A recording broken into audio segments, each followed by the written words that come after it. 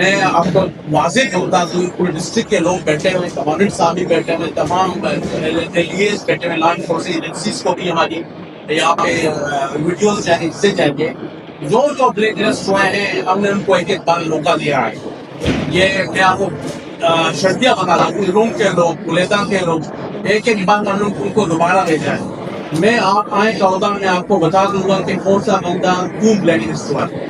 ابھی S O پی میں جو ہمارے بات آئے گی، ایس او پی جو بنا رہے ہیں، اس میں آخری پوائنٹ ہمارا یہی ہے کہ جب بھی کوئی بندہ بلیک لسٹ ہوگا اس کو وجہ بتائی جائے گی کہ آپ کا نام کیوں بلاک کیا گیا ہے، آپ کے اندر کیا غلطی ہے اور اس غلطی کو آپ کیسے درست کر سکتے ہیں تاکہ آپ کا نام ان بلاک کیا جائے.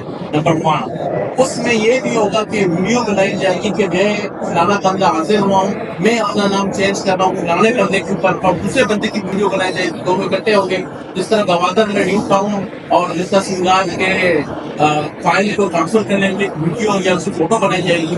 آئندہ اے ڈی سی کا دفتر وہ ویڈیو بنائے گا تاکہ کل کو کسی کو اعتراض نہ ہو، کل کو کوئی الزام نہ لگ سکے کہ میں نے اپنا نام چینج نہیں کیا تھا اور وہ کیسے چینج ہوا. اور یہ چینج جو ہے ابھی 45 دن میں ایک بار ہوگی، جو راؤنڈ ختم ہوگا شیڈیول کا اس میں ایک بار ہوگی. اور باقی چوتھا جو آپ نے کہا تھا کمانڈنٹ صاحب ہیں یا آپ دونوں ہیں، ہمارا آفس یا وہ انتظامیہ کمانڈنٹ صاحب ایک فیس میں نہیں ہے، ایسی کوئی بات نہیں ہے. میں آپ کو بتا دوں، میں آپ کو کھل کے بتاؤں کہ نیچے کا اپنا بولتا ہوگا میرا یا ایف سی کا اپنا بولتا ہوں اسے ڈی سی نے چینج کر دیا، یا ڈی سی کا اپنا یہاں پہ بولتا ہوگا کہ ایف سی نے چینج کر دیا. لیکن میں آپ کو شرطیاں بتا دوں، کمانڈنٹ صاحب کے پاس جو بھی شکایت درج کے ہیڈکوارٹر ایف سی میں جاتی ہے کہ مجھ سے پوچھتے ہیں کہ اسماعیل یہ نام نکلا ڈی سی صاحب کیوں نکلا ہے، کینڈیا بتا سکتے ہیں پہلے تھا یا نہیں تھا یا کس نے چینج کیا. اسی طرح یقین کرتے ہیں میرے پاس آپ لوگ آتے ہیں، میں کمانڈنٹ صاحب کو بتا دیتا ہوں کہ شاید یہ نام غلطی سے نکلا ہے یا اس پہ نکلا ہے. یقین کرتے ہیں کمانڈنٹ صاحب کنسرن بھی کو فون کرتے ہیں، وہاں سے بھی پوچھتے ہیں. باقی بیٹا بارڈر کی ویریفیکیشن کا یہ ایک بہت ضروری کام تھا، اور یہ فیصلہ یا ایف سی کا نہیں ہے، یہ فیصلہ اوپر ایکس کمیٹی کا ہے کہ بارڈر کے ریگولرائز کیا جائے، بارڈر کے اندر جو فیک انٹریز ہیں وہ ختم کی جائے. لہٰذا اسی لیے یہ بارڈر پہ ویریفیکیشن ہوتی ہے کہ مالک خود جائے گا بارڈر پہ سب ویریفیکیشن ہوتی ہے. باقی آپ لوگ کہتے ہیں نئی رجسٹریشن کا، نئی رجسٹریشن تو 5-6 مہینے سے بند ہے. نہ ایک نام کو یہ بندہ بتائے کہ ایک نام نیا ڈلا ہے. ہاں چینج آف آنرشپ ہے، کوئی اپنا نام کو چینج کرنا چاہتا ہے، چینج ہوا ہے وہ الگ چیز ہے. ایک بندے کا نام چینج ہو کے دوسرا بندہ آیا ہے، اگر ہم اس میں دیکھتے ہیں کہ نیا بندہ ہے، نیا بندہ نہیں ہماری پوچھیں یہ نام کدھر سے آئے، بھائی نہیں چل رہا تھا. ہم آپ کو بتائیں کہ یہ نام اس بندے کی جگہ پہ آیا ہوا، اس بندے نے چینج کیا ہوا ہے. تو بارڈر کے حوالے سے آپ کو جو بھی سوال ہے اس کو ایک بنا دیں، کیونکہ بارڈر ہے تاکہ اس کو اینڈ پہ آپ ہم سے کر لیں. جس طرح آپ لوگوں کے گلے ایف سی کے ساتھ ہوتے ہیں، قانون کے ساتھ ہوتے ہیں، نئے آفس کے ساتھ ہوتے ہیں، ہمارا ایک بہت دلیلا گرلا ہے. مہربانی کریں، آپ لوگ کے گلے ہم کھل کے سنتے ہیں. آپ لوگ ذاتیات میں آتے ہیں کہ میں یہاں پہ بیٹھ کے سنتا ہوں، ایف سی بھی سنتی ہے. آپ لوگ ذاتی بات بھی کرتے ہیں، ذاتیات کے الزام بھی لگا کر بیٹھے سنتے ہیں. یہ الزام تو میں آپ لوگوں کو ٹیکنالوجی میں آنا ہے، آپ لوگوں سے کوآپریشن مانگ رہا ہوں کہ آپ کوآپریٹ کریں ہمارے ساتھ، اس مسئلے کو حل کریں. اگر اصل گورنس پرستی اسی میں ہے نا، علاقے میں ترقی ہوگی.